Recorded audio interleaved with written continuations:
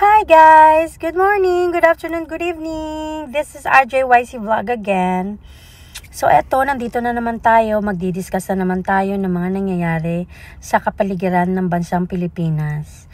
At eto nga, may pasabog na kalokohan itong admin ni Bangag. Nag-ampon ng 300 Afghanistan. And ako po ay nananalangin na sana naman ay hindi pasabugin ng mga bisita nyo ang bansang Pilipinas. Yan lang ang ipinapanalangin ko. At sana hindi sila magkalat ng kalokohan dyan sa Pilipinas para ang mga Pilipino ay safe. Anyways, abangan natin kung ano mga susunod na mangyayari. So, palakpakan nyo uli ang admin ni Bangag sa ganyang desisyon niya sa buhay. Sa sobrang kakabangag niya, hindi na niya alam kung anong mga pinagagawa niya.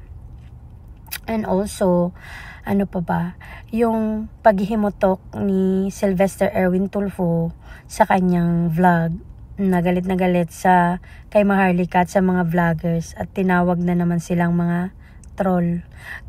Nakakaawa talaga itong si Sylvester. Natatawa na lang ako sa kanya. Hi, anyways. Ganyan nangyayari sa Pilipinas. What a shame.